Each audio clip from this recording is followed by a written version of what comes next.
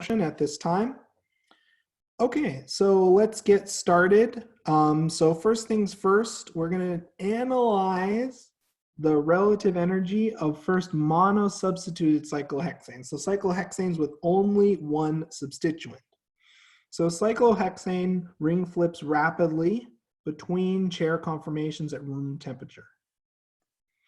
Now the two conformations are not equally stable. The equatorial conformer of methyl cyclohexane, which looks something like this. The dash and wedge is somewhat meaningless in this example, but we'll write it as the wedge, as those are the structures portrayed here. The equatorial conformer of methyl cyclohexane is more stable by about 7.6 kilojoules per mole. And in general, the equatorial conformer is in general lower in energy as we minimize what are called diaxial interactions. So let's talk a little bit about what's going on here. Let's and let's try to use a model.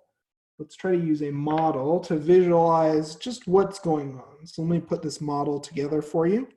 Give me one moment.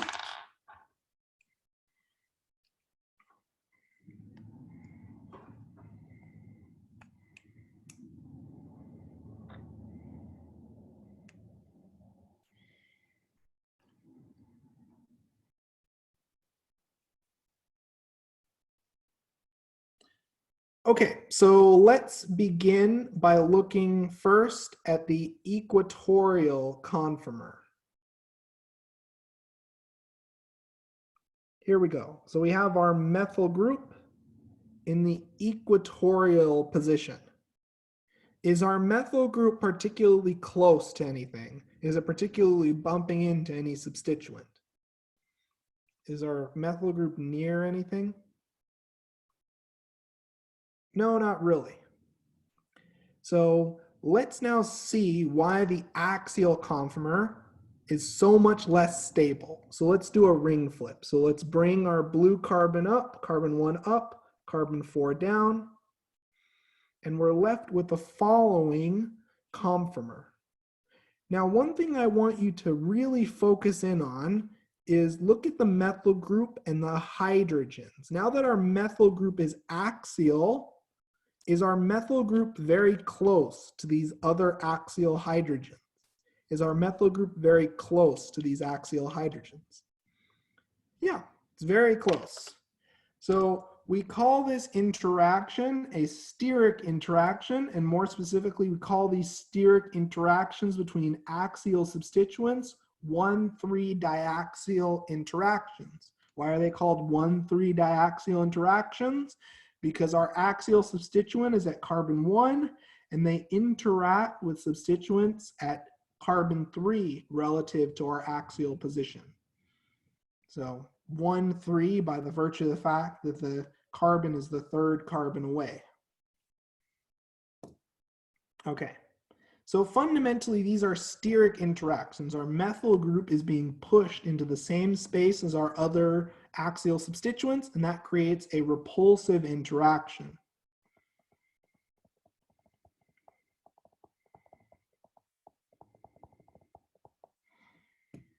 Okay. Now, one consequence of this is that depending on the energy difference, depending on the difference in energy between your equatorial versus your axial conformation, that determines the percent at equilibrium. So if our delta E is about 8 kilojoules per mole, if we look at this chart and we read this chart, for our more stable isomer, we'd expect greater than 99% would be equatorial. Does that make sense what this chart is conveying? It's the energy difference between axial and equatorial and the percent. And since our delta E is around 8, we're all the way at the end of our graph. So more than 99% of our methyl cyclohexane at equilibrium is going to prefer to be in the equatorial position. So if we were to adjust these equilibrium arrows, and I know the book sometimes has these odd typos, we draw our equilibrium arrows massively favoring our equatorial substituent. So equatorial is favored because we're minimizing these destabilizing 1,3 interactions. So these 1,3 interactions are destabilizing.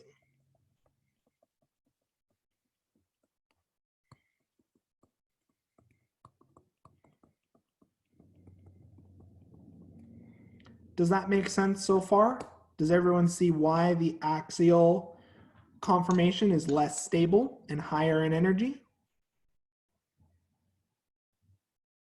Okay, so let's continue on and let's try to elaborate on this thought. So, the difference in energy between axial and equatorial conformations has to do with the steric strain associated with 1,3 diaxial interactions. The methyl group repels our other axial substituents. Now, we can quantify this and we can say that our methyl hydrogen 1,3 interaction costs us about 3.8 kilojoules per mole. Does this number begin to ring a bell? Where did we see this 3.8 kilojoules per mole before? I know it's been a while since we looked at eclipsed interactions, gauche interactions, but as we'll see, this 3.8 kilojoules per mole is no accident here. So, one thing that we're going to observe and what we'll have tabulated for you, I have tabulated the steric strain for monosubstituted cyclohexanes. So we call these are values used to estimate the energetic cost for having a substituent in the axial position. So a methyl group costs us about 3.8 kilojoules per mole. Now, would someone like to take a guess? Why are hydroxy groups chlorine, bromine, and fluorine, why are those less destabilizing to have in the axial position? Are these substituents, are these functional groups larger or smaller than a methyl group?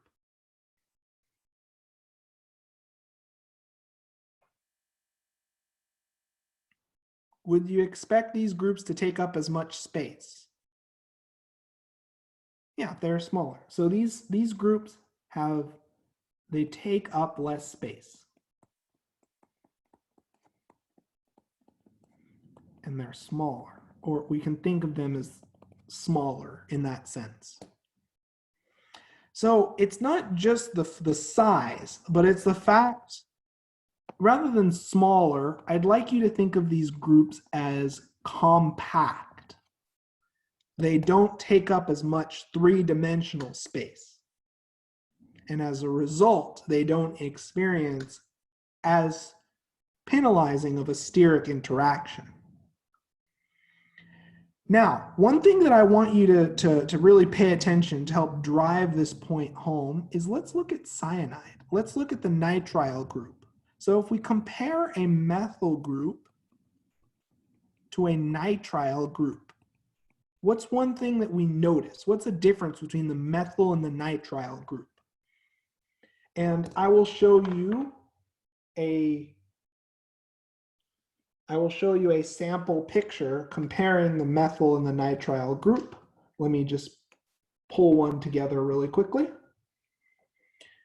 Hybridization, yep, exactly right. And how does that hybridization affect, what does that affect? Which of these two functional groups will be more compact? Which of these two functional groups will take up less space, the methyl or the nitrile? Which one's more compact? The nitrile, yep, exactly right. Now, a picture is worth 1,000 words for this, so I'm going to show you a model, and you can physically compare your methyl and nitrile group. Give me one moment to put together the model for that. Okay. So first things first. Here is a model. Here is a model with our methyl group. As we can see, the methyl group can easily bump into our hydrogens. The methyl group takes up a lot of 3D space. Now, I'm going to substitute the nitrile. And I'd like you to tell me,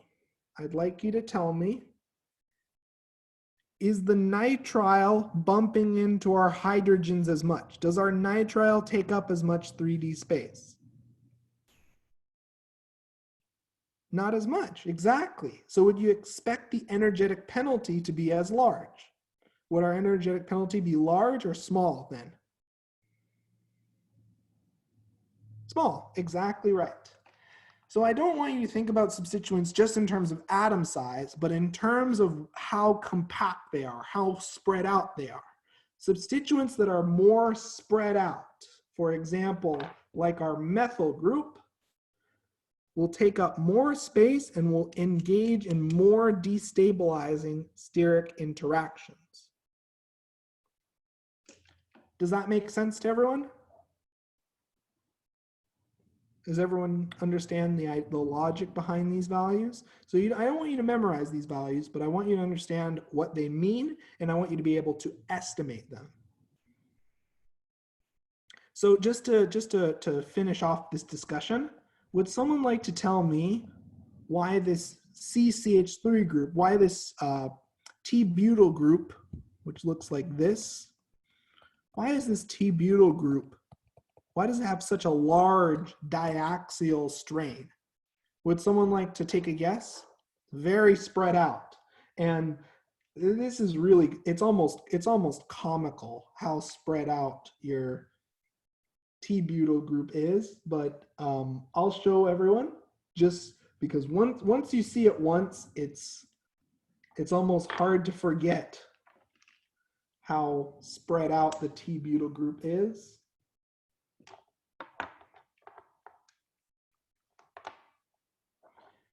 I'm just putting together the model right now.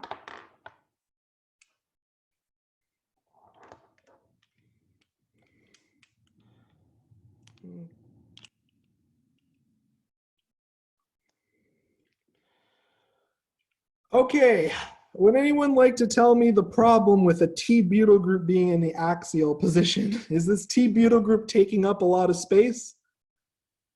That giant chunk of atoms that you see is our T-butyl group. Would you really want the T-butyl group in the axial position? Would we want the T-butyl group in the axial position? Is that very favorable? No, not at all.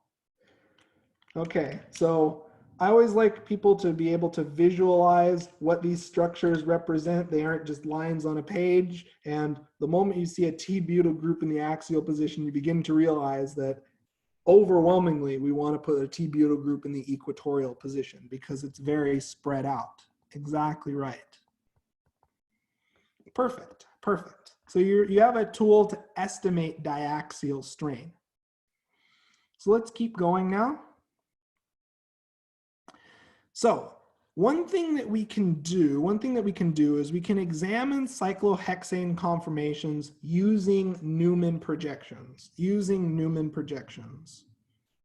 So what we're going to do in this view, is we're going to look down and we're going to focus down. Let me draw this as clear as I can. So we are going to look down from our perspective.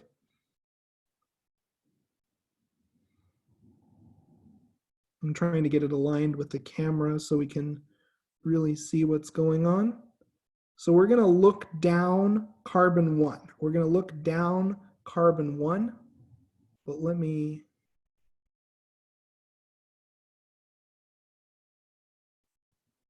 get it so that it's in the right ring flipped arrangement.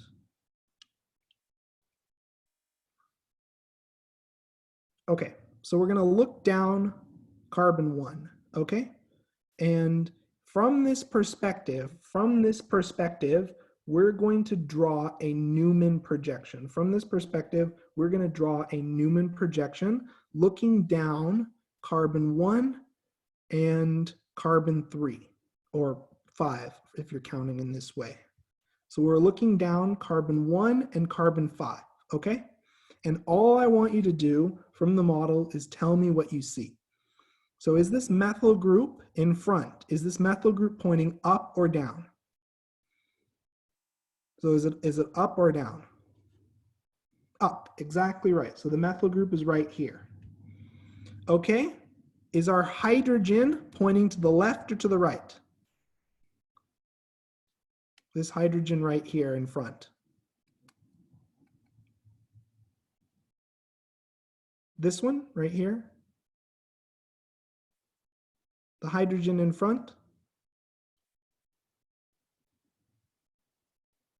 Oh, okay, that explains a lot. Okay, yep. So from your perspective, that's correct. Yep. Okay, is this CH2 group right here, the CH2 group in front, is it pointing up or down? Is it pointing up or down? Down, exactly right. So that's this CH2 group here. Now looking in the back, in the back, is our CH2 group pointing up or down in the back? In the back. Up, exactly right. So that's this methylene right here. Okay. Now you can do a ring flip for Newman projections of cyclohexane rings. So in this, we rotate our topmost substituents towards the middle, and our bottom substituents, we rotate towards the middle as well. So to show you a little bit about what a ring flip looks like from the Newman projection perspective, we bring, just like before, we bring our blue carbon, carbon 1 down, and our yellow carbon, which is carbon 4, up. And now we can look down, just like before, we can look down carbon 1 and carbon 3, and we can, in turn, draw a new set of Newman projections. So looking at carbon 1, our blue carbon once again, is our methyl group now axial or equatorial? Is this methyl group now axial or equatorial? So looking at this methyl group, keeping in mind where our hydrogen's located. Is this methyl group axial or equatorial? Yep, so this methyl group is equatorial because the hydrogen is axial. Is the methyl group still pointing up? This is really critical to note. Is this methyl group still pointing up? Yep, exactly right. It's equatorial pointing up. Now, one thing that I'd like you to pay attention to, looking at this methylene group, is the methylene group now up or down? This methylene in front. This methylene in front, is it up or down? Let me zoom in a little. And relative to this blue carbon, is this methylene up or down? It's up. Yep, that's exactly right. That's this methylene here. And now looking at the methylene all the way in the back, is the methylene in the back up or down? Down, exactly right. Okay, perfect. So I know it's hard to see, but we're looking down carbon 1 and carbon 5. This is really why I encourage you to make a model. So all of these depictions are describing the exact same molecule. They're just different views of different conformations. So you should be comfortable looking at these Newman projections and tracing them back to a chair conformation or dash wedge notation.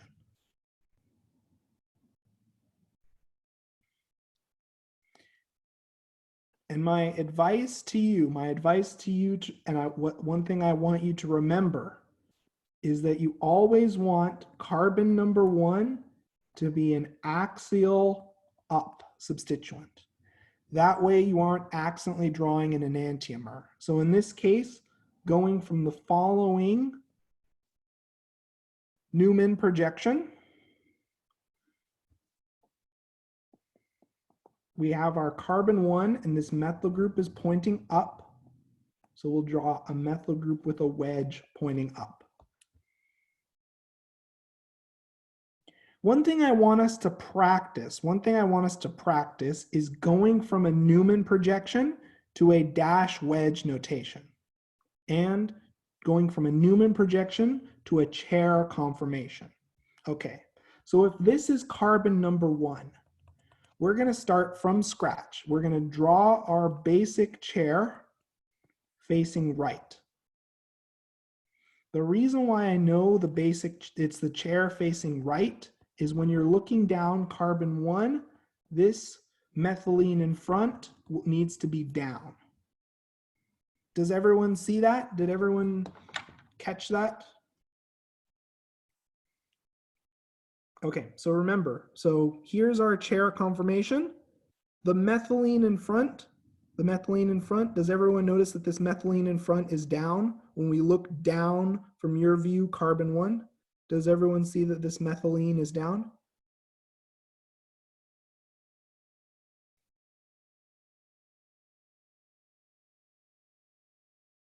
Okay. Okay, perfect. So now if we're converting this Newman projection to dash wedge notation or to a chair conformation, we're going to focus on carbon 1 for now. And this methyl group on carbon 1 in the front, is this methyl group pointing up or down? Is this methyl group right here pointing up or down? Up, exactly right, exactly right. So we're going to draw the methyl group as axial pointing up. Let's talk about what happens if I give you a ring flipped structure. How would we process a ring flipped structure? Well, let's show it very clearly here. So we're going to bring our yellow carbon up, our blue carbon down. And now what I want you to focus on is when we look down carbon 1 and carbon 3, the reason why we know that we have a ring flipped conformation is looking at the methylene in front. Is this methylene in front pointing up or down? This methylene right here. Up, exactly right. This methylene is up in the left facing chair. Because here is carbon number 1. And here is carbon number 5, and you're looking at it from this perspective. Now, looking at our methyl group on carbon 1, is our methyl group on carbon 1 axial or equatorial? Looking at this methyl group on carbon 1, is it axial or equatorial? Equatorial, exactly. So we draw our methyl group equatorial up. Does that make sense to everyone? So again, just to clarify here, we're viewing this structure looking down carbon 1 in blue and this carbon number 5. The reason why I don't have it labeled with a special color, the methylene in front is number 6.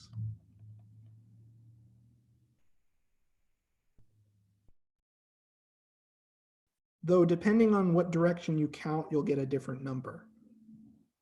Yep. And that's why it's pointing up.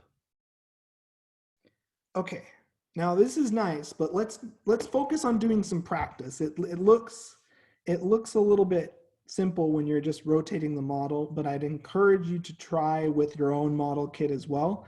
And the reason why we care so much about drawing these cyclohexane rings in Newman-like conformations is they allow us to see something that's really interesting about the nature of diaxial interactions. So let's go over here. So we know that gauche butane is less stable than anti-butane by 3.8 kilojoules per mole, and that's due to this steric interaction between a methyl group and these hydrogens. Okay, so this is a methyl hydrogen gauche interaction that we also call a gauche butane interaction. This costs us 3.8. Oh, sorry, this is a methyl gauche, and that costs us about 3.8 kilojoules. Now, by the same token, if we think about 1,3 diaxial interactions, a gauche interaction is an interaction of a methyl group with a hydrogen on another methyl group, right? So by the same token, if we look at Newman projections for 1,3 diaxial interactions, we have a methyl group interacting with a hydrogen on a methylene.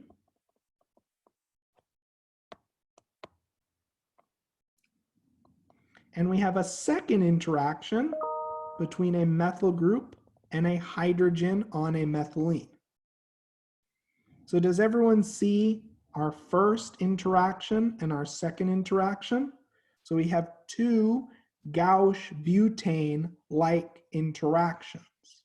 And if we take our 3.8 kilojoules per mole per interaction and we multiply it by 2 interactions, we get our calculated 7.6 kilojoules per mole for an axial methyl group.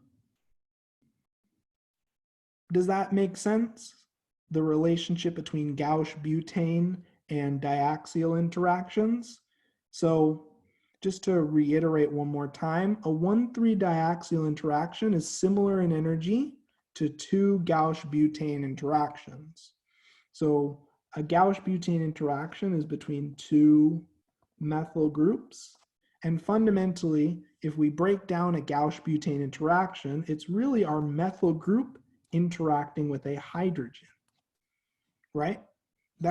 Those are the things that are actually bumping into each other. It's the methyl group and the hydrogen on that methyl group. So by that same token, a 1,3 diaxial interaction is an interaction between our methyl group and a hydrogen on an adjacent methylene. So we have one interaction here and our second interaction for our second hydrogen on our second axial hydrogen. So since we have 2 interactions, so we have 2 what we consider quote unquote methyl-like or gauche butane-like interactions.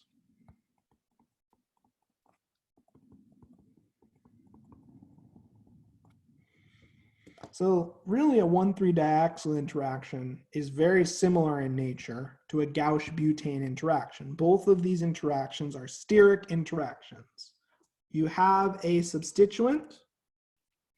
So you have a substituent that takes up space. And when it's axial, it bumps into 2 different axial hydrogens. And it's this interaction that raises the energy of our system. Now, to help you draw a parallel here, what I want you really to consider in this next part. So if we think about our gauche butane interactions, our 1,3 diaxial interactions, let me set this up so that it's more correct. Okay. Fundamentally, if we look down, let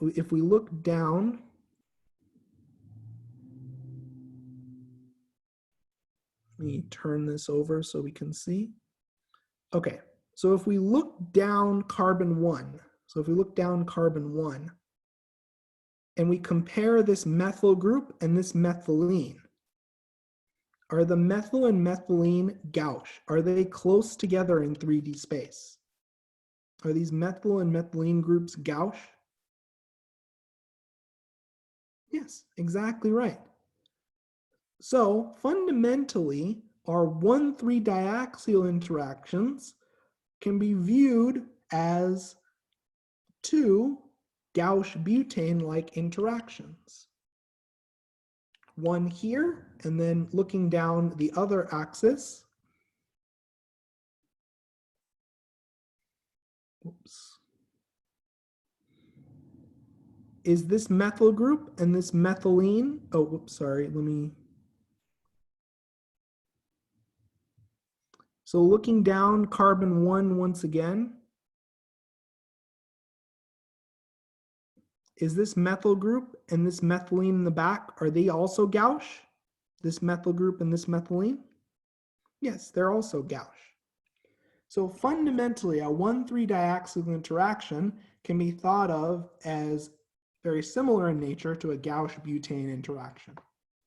Did that make sense when I showed you the models?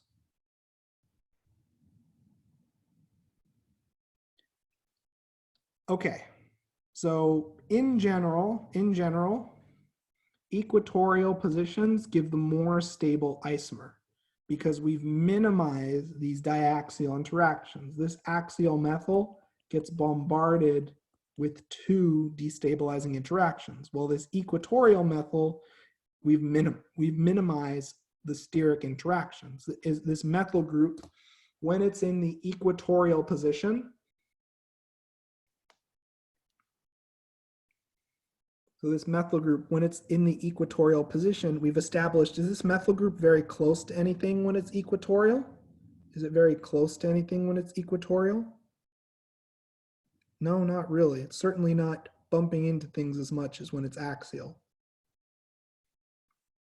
Okay, let's try to put this to good use now. So what I want us now to do is let's increase the sophistication of our analysis and let's try to analyze di-substituted cyclohexanes. So we need to account for steric effects of both substituents. So let's look at both isomers of 1,2-dimethyl cyclohexane. So I'm going to make a model of that really quickly.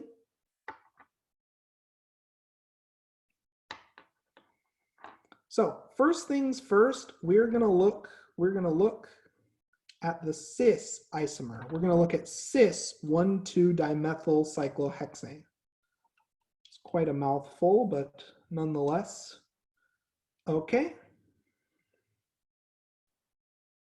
Okay, so here is the cis. Here is the cis stereo isomer. Now, one thing I want us all to focus on, inherently in the cis stereoisomer, what interactions do we have? And to give you a hint to help you see this, if we look down carbon number 1, Newman projection style, what kind of interaction do we see between carbon 1 and carbon 2? What do we see about these 2 methyl groups? Are they close together or far away in 3D space? Are these 2 methyl groups close together or far away? Close. And what do we call this interaction when our substituents are 60 degrees apart by dihedral angle? Gauche, exactly. So we have one gauche interaction, and this is a methyl-methyl gauche interaction. Perfect. Now, in order to help us along, I'm going to show you the view from the bottom up. Now, what do we notice for our axial methyl? How many diaxial interactions do we have? For our axial methyl, how many hydrogens are we bumping into? How many hydrogens are we bumping into? 2. So how many diaxial interactions do we have? 2, exactly right. So we have 2 methyl hydrogen diaxial interactions, which are very similar in nature to a methyl-methyl gauche interaction. So if we add these together, 3.8 plus 3.8 times 2, we get 11.4 kilojoules per mole. Okay, now let's ring flip. Let's ring flip this structure.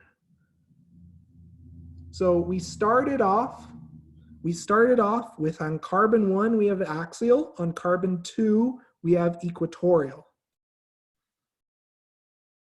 Does everyone see that the methyl group on carbon 2 is equatorial? Now we're going to ring flip. We're going to bring our yellow carbon up and our blue carbon down.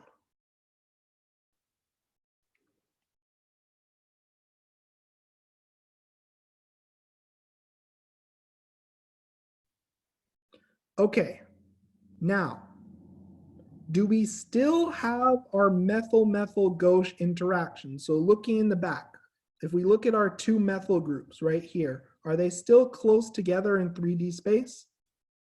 Yep, so we still have our gauche interaction. We're stuck with that. Now, looking at our diaxial interactions, how many diaxial interactions do we have with our axial methyl? How many hydrogens are we bumping into? 2, exactly right. So we have 1 gauche interaction and 2 diaxial interactions. So that gives us an energy of 11.4 kilojoules per mole.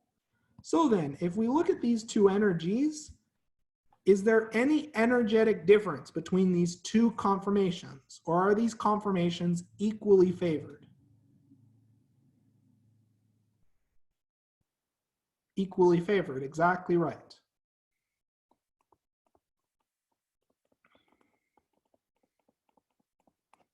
Okay, so converting to dash wedge notation, so cis 1,2-dimethyl cyclohexane will look like this, or it will look like this.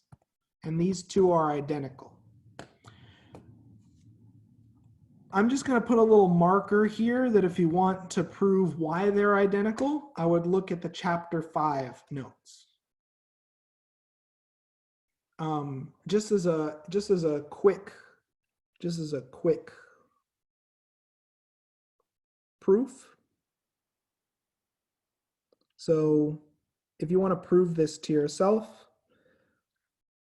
here is one view where both of our methyl groups are up. If I flip this entire structure over, not a ring flip, just physically rotate my structure, we can, through a series of rotations, generate the exact same down-down structure without having to ring flip. So we'll talk more about this in chapter 5, but I just want you to note that wedge, wedge, and dash, dash for this dimethyl cyclohexane are identical structures. And you can play with the model to prove that to yourself. Key point that I want you to keep in mind, one moment, let me just close something. The Zoom meetings were just processed, so I'll be posting the audio recording to the department channel shortly. The main thing I want you to take away from this, we can assess the relative energy of each conformation, add up our interactions, and assign the most favored conformation at equilibrium, just like we did for linear systems. So let's try to look at the trans stereoisomer. So for trans 1,2-dimethyl, oops, one moment. So for trans 1,2-dimethyl, both conformations are not equal in energy. So let's take a look as to why that is. So I'm going to make a model of this for everyone to see.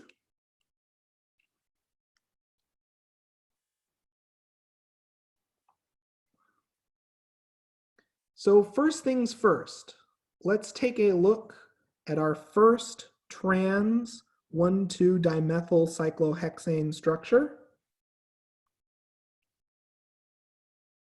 And one thing I want you to focus on, do we have our methyl groups close together in dihedral angle? So the methyl group in back and the methyl group in front, do we observe the methyl groups close together in 3D space? What kind of interaction do we call that when our methyl groups are close together in 3D space? What do we call that interaction between these methyl groups? Gauche, yep. So we have one gauche interaction. And in this case, when both of our methyl groups are equatorial, so we have an equatorial up and an equatorial down. So this is equatorial up, this is equatorial down. My question to all of you is, are there any 1,3 diaxial interactions? Are any of our methyl groups axial to engage in 1,3 diaxial interactions? Do we have any diaxial interactions? Nope, none whatsoever. So we just have a total of 3.8 kilojoules per mole. Now, let's do a ring flip. So I'm going to bring my blue carbon down, my yellow carbon up. And now, oh boy, we have a lot of problems ahead of us here. So my question to all of you is, are our methyl groups gauche anymore? Are our methyl groups close together in dihedral angle? No, so we got rid of our gauche interaction. However, do we have some diaxial interactions to worry about? How many diaxial interactions do we have, both above and below our bond axis? 4, exactly right. 2 on top and 2 on the bottom. So we have 4 diaxial interactions, so that's 4 times 3.8, and that gives us 15.2 kilojoules.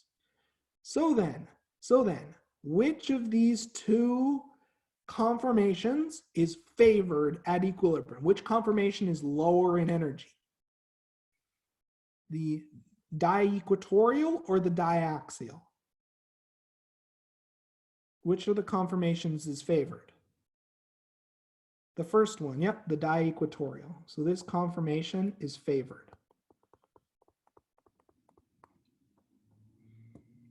And this is important because the favored conformation, the conformation that's most present at equilibrium, is the one that we need to look at when we assess relative reactivity of hydrogens and other substituents. We're going to exploit this fact in a later chapter to make some pretty interesting problems. Okay, let's zoom in a little bit. So just to clarify, the trans isomer will look like at this as one of your potential options. An alternative trans isomer will look like this. And these two are not identical. These 2 trans isomers are not identical. And you can make a model kit to prove to yourself the fact that these 2 are not identical. And we'll talk more about this in chapter 5. Is everyone comfortable assessing diaxial interactions, adding up their energy, and labeling the lowest energy conformation? Is everyone comfortable doing that so far? Okay, perfect. So what I want you to do now is I'm going to give you a representative example, and then you'll handle another problem related to it. So first things first, we're asked to draw both chair conformations and identify the lowest energy conformation. So I'm always going to start, first and foremost, I label my position with a wedge, carbon 1. I'm going to count axial, equatorial, axial for my wedges, and then alternatively, equatorial, axial, equatorial for my dashes. I'm now going to generate my right-facing chair conformation with my ethyl group in the axial up position. Now, just to make sure we're all paying attention here, where should I place my dashed chlorine? Should it be in the axial or equatorial position? Axial or equatorial position? Equatorial, exactly right. So the chlorine's in the equatorial down position. And our hydrogen is in the axial pointing up position. Perfect. Now, in order to do conformational analysis, I'm going to draw the rest of my hydrogens just for or at least the rest of my axial hydrogens, just so that way we can notice any potential steric effects. Now what I'm going to do is I'm going to initiate a ring flip. So remember, carbon number 1 goes down, carbon number 4 goes up.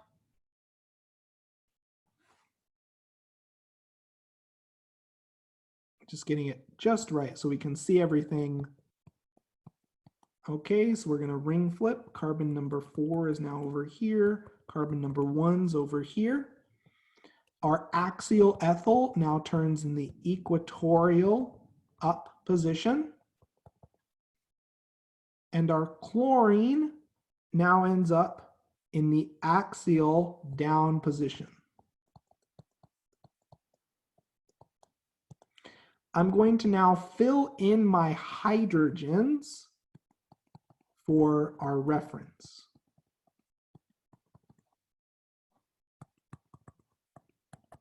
Okay, now remember how I told you that when we were doing conformational analysis of Newman projections, you want to place your largest groups away from each other, right? By the same token, our lowest energy conformation will place large groups equatorial.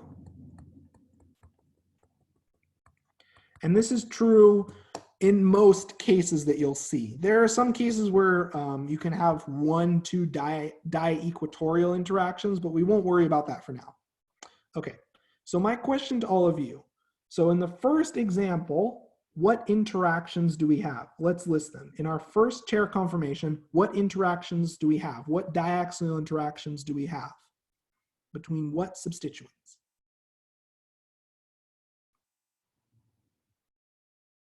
So in the first example, what diaxial interactions do we have? Yep, so we have our ethyl group interacting with 1, 2 axial hydrogens. Exactly right, exactly right. So we have an ethyl hydrogen 1,3 interaction, so that's about 4 kilojoules times 2. Where did I get the 4 kilojoules from? Well, if we go all the way up, I gave you this wonderful table with all of the energies, right? And what do we notice for our ethyl group? What is the energy of a 1,3 diaxial interaction of an ethyl group? Reading this table for the ethyl group. What is it? 4, exactly right. While we're here, what's the 1,3 diaxial interaction for chlorine? Just reading off from the table. 1, exactly right, exactly right. So then, in our second example, what 1,3 diaxial interactions do we have? In our second example, what 1,3 diaxial interactions do we have?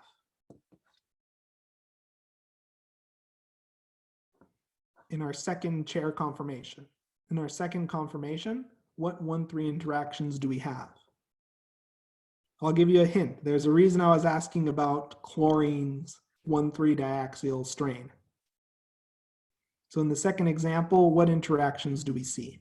And don't be shy to type it in chat.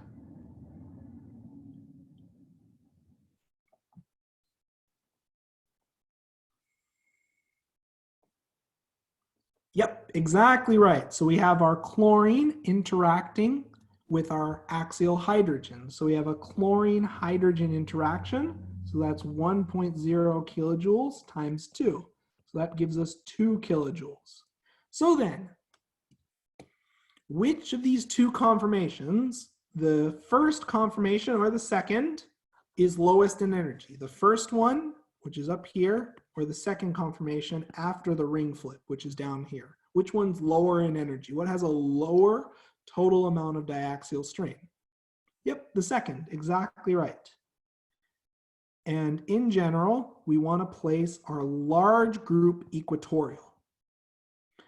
But this is really important. Don't be shy to build a model just to make sure there aren't some weird interactions or weird edge cases occurring.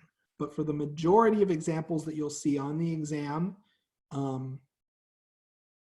you'll be in good hands if you place the largest group equatorial. but always make sure to add up the energies just to double check. Does that make sense? Does this process make sense for drawing both the conformations and then assessing their energy?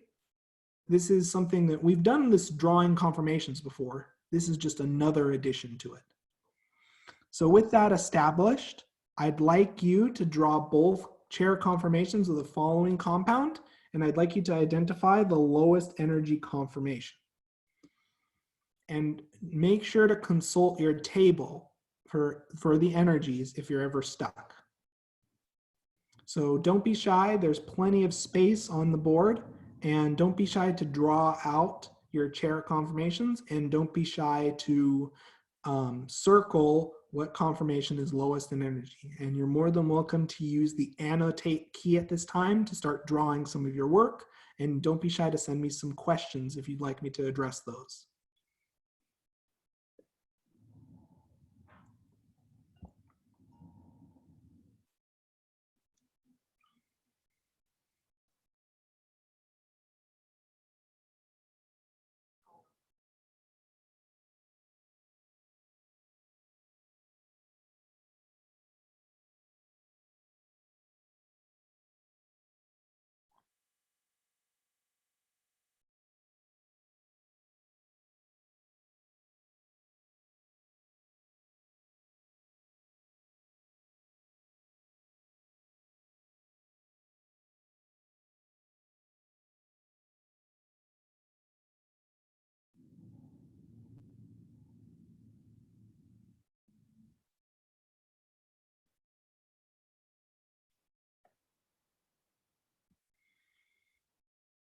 And remember, when you're drawing your substituents, make sure to respect the relative position of axial and equatorial substituents in each chair conformation.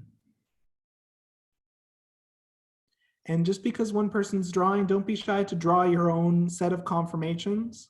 I just want to give everyone about 2 more minutes to work through this problem. And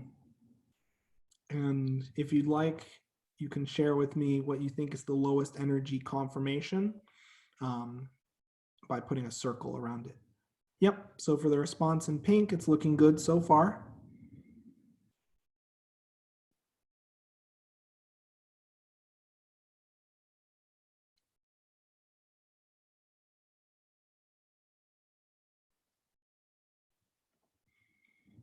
Okay, so I'm seeing some reasonable starts so far, and don't be shy, and anyone else, if you want to break out the annotate key and start writing, you're more than welcome to.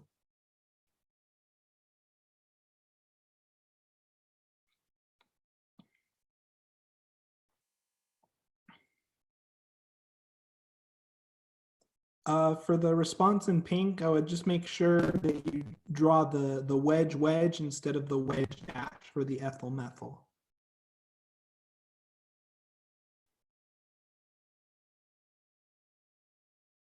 We'll spend about 1.5 minutes more on this problem. I really want to make sure that even just practicing drawing cyclohexane chairs in general, you just want to make sure you're consistent at it.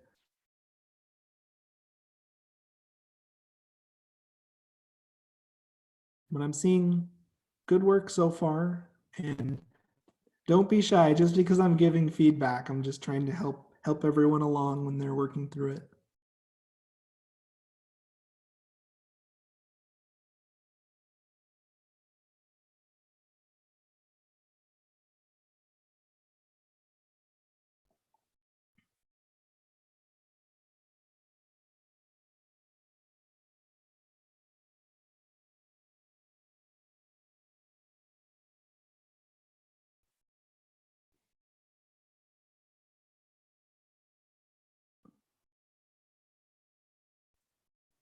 Looks good so far. What about the chlorine?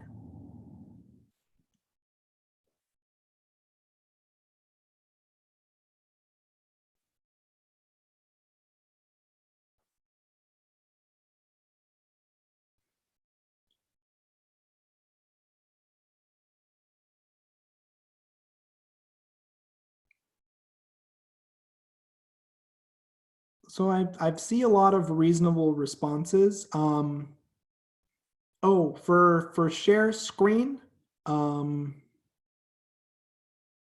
since I'm currently sharing my screen and capturing from it, I can't allow student shares at this time. But you're more than welcome to draw it. I see a lot of reasonable answers so far, but I'm noticing something that I'd want us all to address really quickly. It's not that the responses are necessarily wrong. It's just there's one convention that we need to follow when drawing axial and equatorial substituents that I want to discuss. So I really appreciate all of the shared responses. The chair conformations you drew look good. But there's one thing I want to talk about to ensure our chair conformations are a little less ambiguous. So first things first, everyone's correct to note we put the axial for our wedge substituent at carbon 1.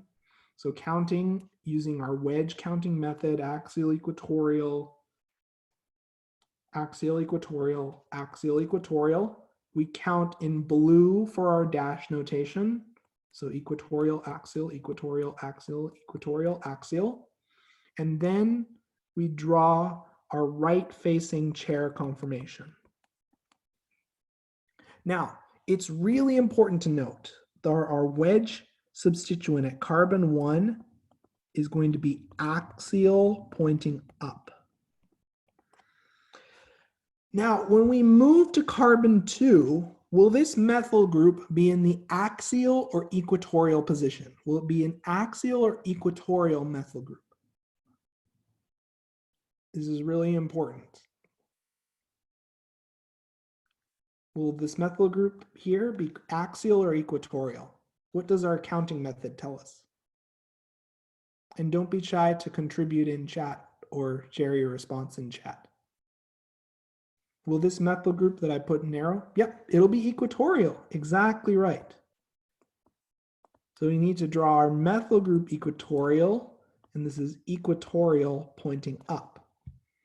So I notice people drawing the methyl group on the second carbon as axial, and we can't have two axial up substituents on adjacent carbons for the chair conformation. And the key reason why that is, and the one thing I always want you to keep in mind, is that a chair conformation is built on the idea that all of our substituents are in the staggered or at minimum in the gauche conformation. So that there is a 60-degree dihedral angle between our substituents and they aren't eclipsed. Likewise, so counting 1, 2, 3, 4, 5, 1, 2, 3, 4, 5, at carbon 5, would we expect our chlorine to be axial or equatorial? Is this chlorine that I circled, based on our counting method, if it has a dash, is the chlorine axial or equatorial? Yep, equatorial, exactly right. And as a consequence, our hydrogen is axial. So this chlorine is equatorial down. So really make sure you're drawing your substituents as axial or equatorial correctly. The relative position, everyone's really, really good at maintaining stereochemistry, which I'm really glad for, because that's something that we really want to establish in this chapter. But I want to make sure everyone's drawing our substituents with the correct axial versus equatorial orientation. Okay, perfect. So just to flesh things out, I'm going to draw out my other axial hydrogens just for our reference. And now we're going to engage in a ring flip. So remember, for a ring flip, we're going to bring carbon number 1 down, carbon number 4 goes up.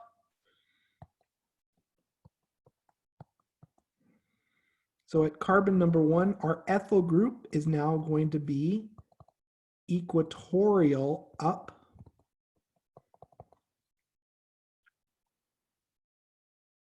Our methyl group, after the ring flip, will our methyl group be axial or equatorial after our ring flip? Will this methyl group here? Yep, it'll be axial. So we have a methyl group pointing up. Okay, and this is going to be a real problem in a moment. I'm going to draw my hydrogens just for everyone's reference.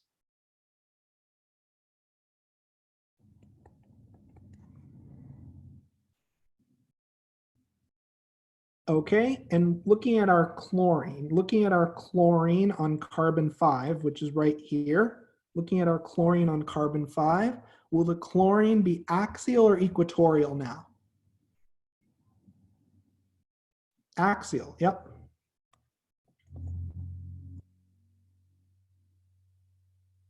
So I'm going to draw out the rest of our hydrogens for our reference. And now we're ready to begin our energetic analysis. So let's talk about all the interactions that we have in this first structure. So fundamentally, what interaction do we have when our ethyl and methyl group are in close proximity? So let me draw it out, or let me make a model of that really quickly.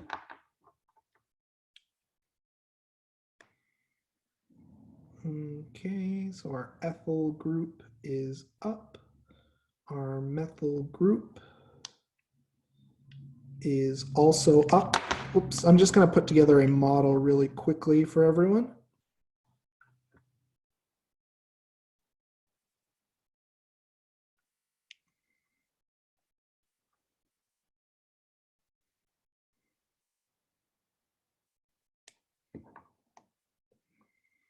Okay, so here is a model of our molecule. So here's a model of the first chair conformation. One thing I want you to pay attention to are these is this ethyl and methyl group, are they experiencing a specific type of interaction when they're close together in dihedral angle? Are these ethyl and methyl groups able to bump into each other? What do we call this interaction, this steric interaction? Gauche, yep. So we have an ethyl-methyl gauche.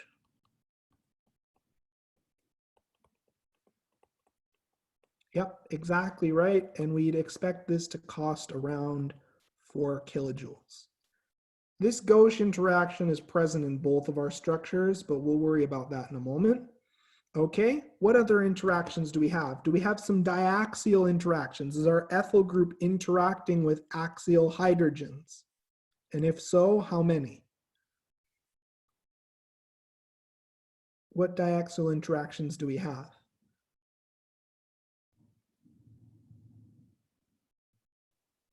So our ethyl group is axial. Is it bumping into axial substituents? Is it bumping into axial substituents? And if so, how many? Yep, exactly right. So we have an interaction between our axial ethyl, which is right here, and our 2 axial hydrogens. Yep, so we have an ethyl hydrogen interaction, which is about 4 kilojoules times 2. So if we add up all of these interactions, so we have 16 kilojoules in total. Okay, so now we're going to do a ring flip. I'm going to bring my blue carbon down and my yellow carbon up. Okay. Now, one thing I want you to focus on. So looking down our blue carbon, looking down our blue carbon 1, are our ethyl and methyl group, are these 2 substituents still close together in 3D space? Do we still have a gauche interaction between our ethyl and methyl? Are our ethyl and methyl groups close together in space? Do we still have that gauche interaction?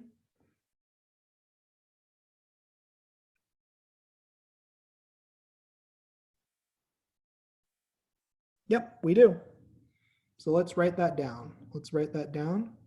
So we have an ethyl-methyl gauche. So that costs us 4 kilojoules. Okay, now in terms of our axial substituents, what substituents are now axial? What substituents are now axial after our chair flip? What substituents are axial and what interactions do we see? The methyl, yep. So we have methyl hydrogen interactions. So 2 times for 1,3 diaxial interactions. So that's about 4 kilojoules times 2. Do we have another axial substituent? Yep, chlorine. And how many hydrogens is the chlorine interacting with?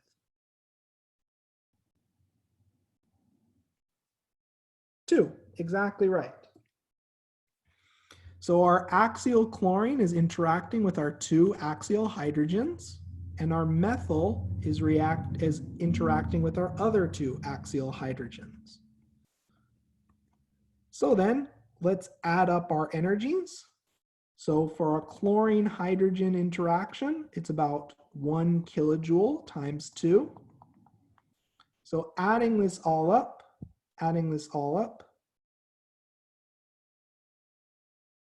where did I get 16 from? This should be 12. My apologies. I'm in organic chemistry mode, so I made a math error because 4 plus 8 is 12. Let's add up the energies for our second conformation. So we have 4 plus 4 times 2 plus 2. So that in turn gives us 12 plus 2, which is 14 kilojoules. So my question to all of you is, which conformation is more favored? Which conformation is lower in energy and as a result more favored? Conformation number 1 or conformation number 2? The first one, exactly right. Conformation number 1 is lower in energy, and as a result, it's favored at equilibrium. So this is the lowest energy. It's not favored by much, but it is favored.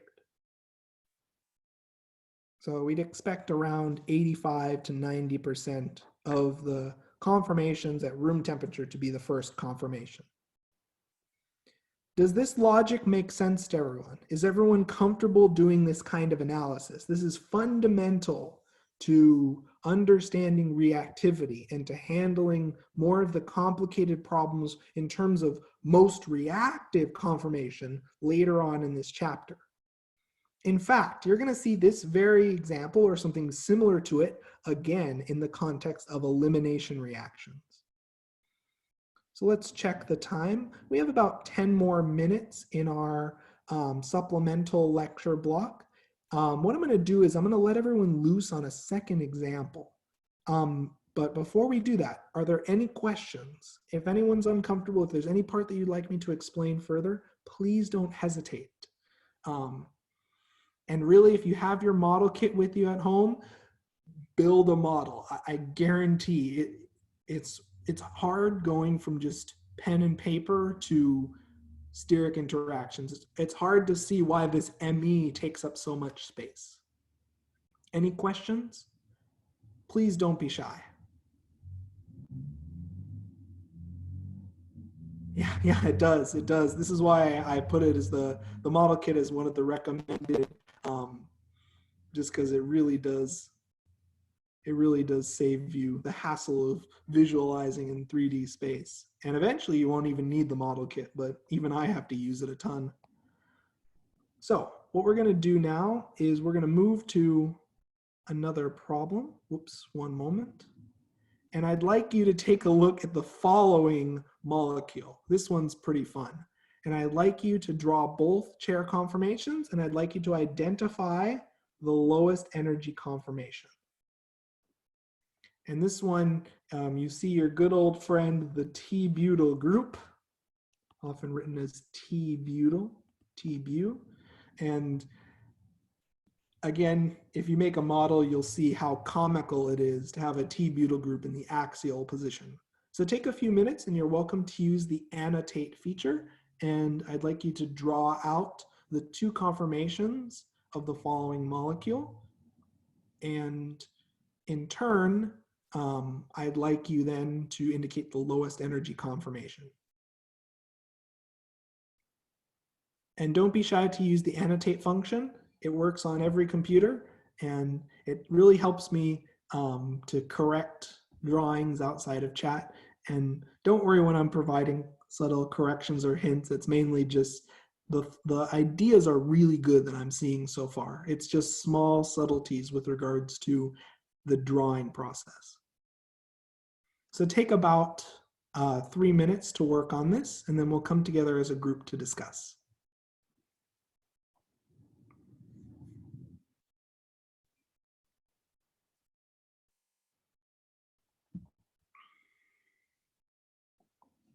Yep, looks good so far.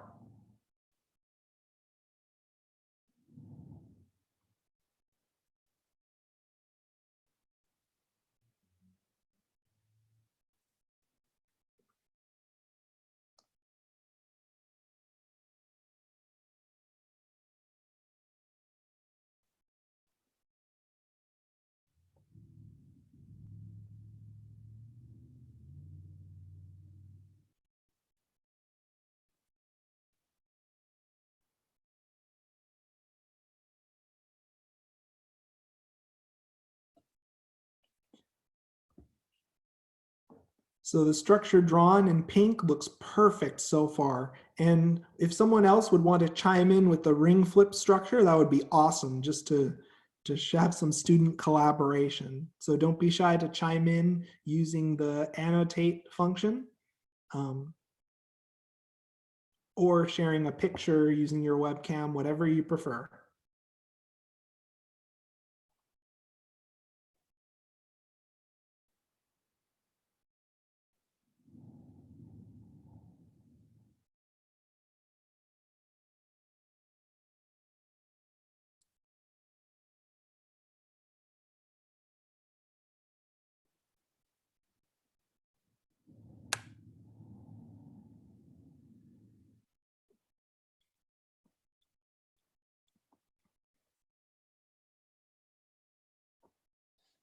Yep. Your description, Mitchell, is perfectly correct as well.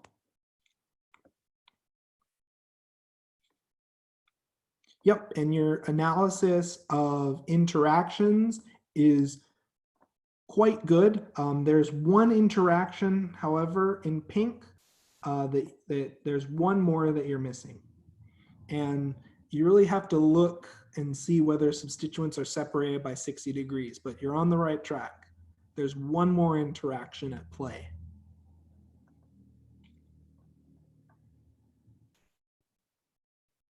And it's not a diaxial interaction. It's another kind. It's related to 1,3 diaxial. And I would focus on this motif right here.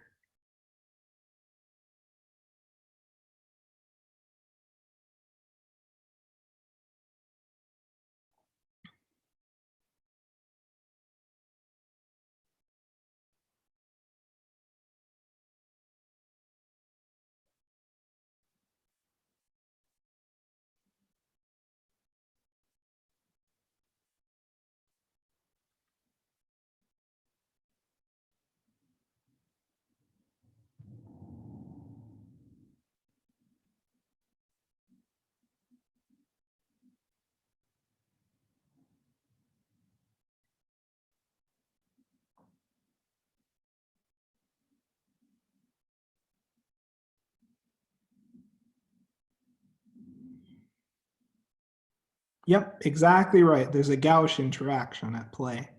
The structure in black is perfect. The structure in blue is actually quite interesting. It is not incorrect per se. It's not incorrect. It is another way of drawing this first structure. So that's a good point. There are many ways to draw these structures. You've preserved the fact that this methyl is up and this T-butyl is up. That which I definitely appreciate. So as you can see, depending on what you designate as carbon 1, you can end up with a range of possible structures. So I see a lot of wonderful ideas so far. And now I'd like everyone just to take about the remaining minute and compare the structure in pink to the structure in black ink and tell me, so I'll label the structure in pink 1, the structure in black ink 2, and I'd like you to share in chat which structure do you think is lowest in energy, 1 or 2? And don't be shy to chat and to type in chat. This is the best way I can think of for us to, yep, let's see a few more responses. Don't be shy. Yep. Yep, so I see everyone's on the right track. Yes, structure number 1 is in fact the lowest energy structure, and it's favored at equilibrium substantially. Perfect, perfect. So what I'm going to do is I'm going to clear the annotations. Thank you again for your input. I really do appreciate it. And what we're going to do is I'm going to write out the instructor solution. That way everyone has a nice, clean solution for their notes. Okay.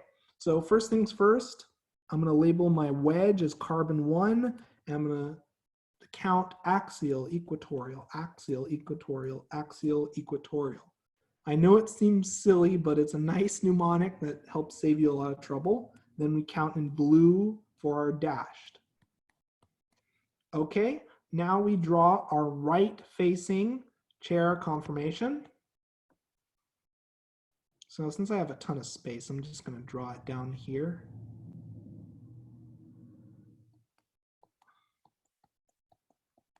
Okay, and I'm going to set my methyl group as the axial up.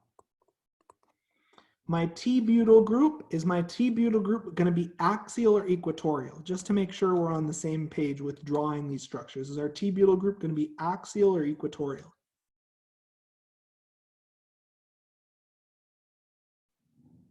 Equatorial, yep, exactly right. And I like to think of a T-butyl group as like a locking mechanism. That thing is not going to ring flip very easily when you have a T-butyl group. So it's equatorial pointing up.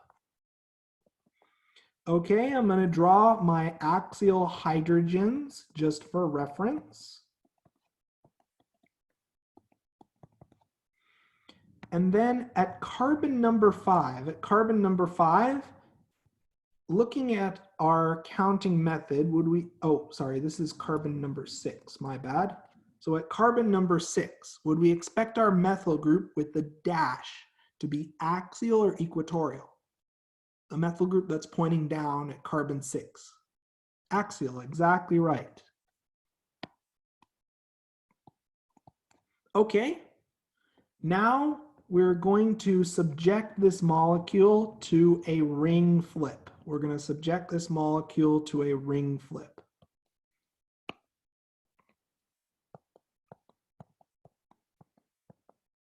Okay, so carbon number 1 goes down, carbon number 4 goes up. Our methyl group is now equatorial, but it's still pointing up. Our T-butyl group after the ring flip, is it axial or equatorial? Our T-butyl group. This group right here. Axial. And oh boy, this is a huge energetic penalty. Let me just shift the way that I've drawn this just to help show that. So this T-butyl group is axial pointing up. And finally, focusing on our methyl group, is our methyl group after the ring flip going to be axial or equatorial?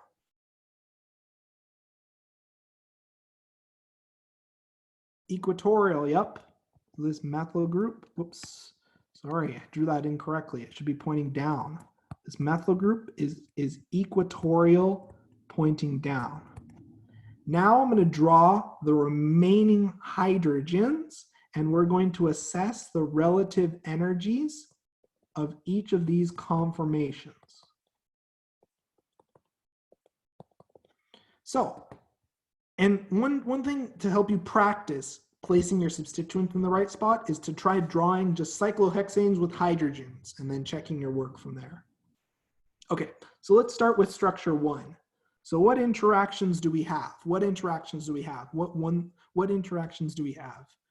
And you're welcome to list them out in any order. Don't be shy to type in chat. What interactions do we have? So in this structure here, what interactions do we see?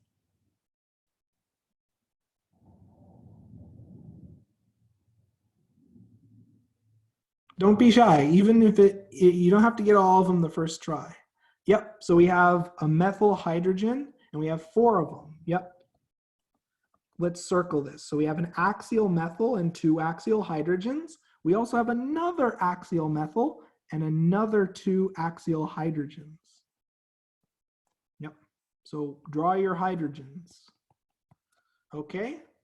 So we have 3.8 kilojoules times 4. Yes, yes, and perfect, perfect. And we also have a gauche interaction. We also have a methyl T-butyl gauche interaction, which is going to cost us, we'll approximate it to around, it's around 10 kilojoules. It's quite a penalty. We don't worry about it as much because it's present in both of the structures, but it is a substantial gauche interaction. Okay, perfect. So if we add these all up,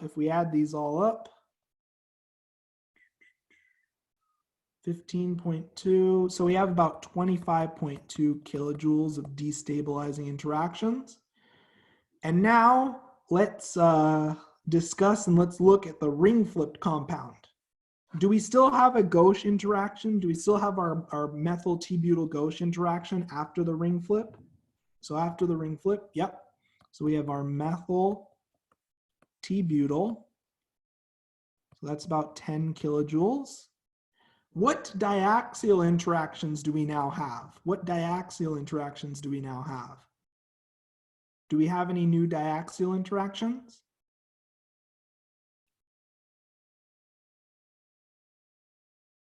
Yes, and what are they?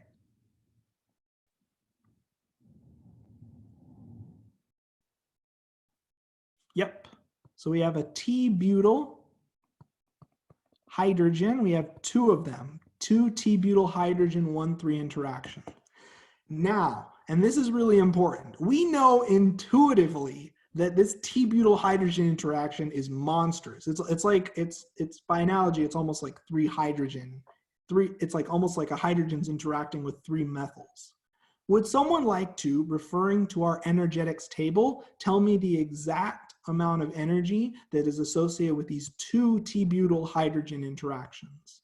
So this is a tabulated value. I'm asking for an exact number. That's for 1. And so for 2 interactions, what would the total be? 22, exactly right. So if we add these all up, we get a total energy of 32 kilojoules. So which of these structures is favored at equilibrium? Number 1 or number 2? Which one's favored? And let's type in chat. 1, exactly right. 1 is exactly right. So this first structure is favored at equilibrium. As a general rule of thumb, if you see a T-butyl group, it will almost always be equatorial, barring very few exceptions. Does that make sense to everyone? Is everyone more comfortable with this kind of analysis? Definitely, I saw everyone's skills developing in their drawings, and that's why I really encourage you to share your work with me through doing the annotation feature, share screen, or via chat, so I can get a sense of how everyone's doing so far. Now, as it is in fact 8:40, and I promised I'd only lecture for an hour and a half in lab, what we'll do is we'll stop here for today. We'll do a few more examples next class session, and then I'm expecting for us to start chapter 5 sometimes in the middle of next class session. So I'd look over the notes on Canvas. I won't assign all of the chapter 4 homework, but I would suggest you get started on the nomenclature homework and get started on the Newman projection analysis. Those are review topics from before our break that I want you to focus on. Is everyone clear on the expectations in terms of the homework? So you should start working through the Newman projections and start working through the nomenclature. And if you want and are feeling ambitious, you can start the conformational analysis. All of the homework assignments as quizzes are labeled with their topics. Chirality will be brought up next session, yep, in chapter 5. So in terms of what we're planning to do for the last hour or so of class, I'm going to leave this as an open period where you can work on your laboratory reports. So I'm going to switch over my screen share to the solvent extraction page, and I'll just put the calculation section up on display. If you have any questions regarding the lab recording and the lab video, and any questions regarding writing your report, now would be a good time. This is a sort of an open hour for you to ask questions. Or if you have questions on individualized lecture content, I can break off into a separate room with you and answer your question in a separate Zoom room. So with that said, I'm going to be muting my audio and video just so that way I'm not talking while you're watching a video. And this is an open time. I'll be checking chat and my email during this hour, and you're more than welcome to send me questions or ask me to move to a different view if you have any questions at all about writing the report. I do want to be considerate of your time and make sure that during lab you have the opportunity to write reports. The GC labs, which are series of multiple labs, will be posted. Yes, so if you have 4C in your original pre-lab, you don't have to do it again. That's exactly right. So this is your time to work on the 4C report and view the lab video again, and ask any questions with regards to the lecture content or with regards to the quizzes.